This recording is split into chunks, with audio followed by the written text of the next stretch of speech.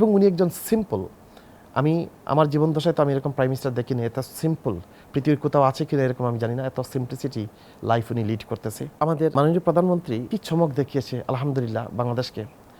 উনি বাংলাদেশটাকে রিজার্ভটাকে উনি অনেক করেছে, আপনার রিজার্ভটাকে বাড়িয়েছে এবং আমাদের দরপত্র জিনিসগুলো যেই সময় এই যুদ্ধের মধ্যে বাড়ার কথা সেইগুলোকে কিন্তু উনি কন্ট্রোল করেছে এবং উনি জবাবদিহিতা, সব জায়গায় জবাবদিহিতা উনি রেখেছে।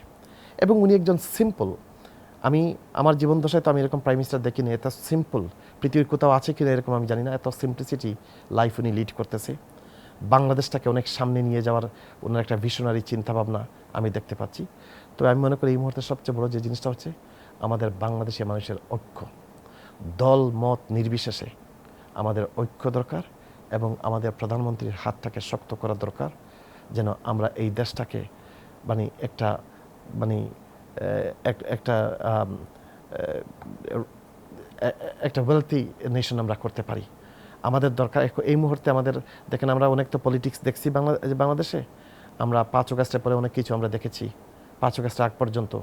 তো এখন যে জিনিসটা হচ্ছে বর্তমান সরকার প্রত্যেকটা জায়গায় জবাবদিহিতা করেছে, উইচ ইনক্লুডেড আপনাদের ল এনফোর্সমেন্ট। আপনি দেখেন জবাবদিহিতা আছে। হ্যাঁ, আগে তো ছিল ল এনফোর্সমেন্ট একটা দলের, এখন কিন্তু হয়ে গেছে জনগণের। তো আমার কথা হচ্ছে কি আমাদের ঐক্য দরকার এবং আমাদের প্রধানমন্ত্রীর হাতকে শক্ত করা দরকার। কারণ আমরা একটা জিনিস জানি যে বাংলাদেশে কোনো আর করাপশন হচ্ছে না এবং বাংলাদেশটাকে অনেক সামনে নিয়ে যেতে হবে আমাদেরকে।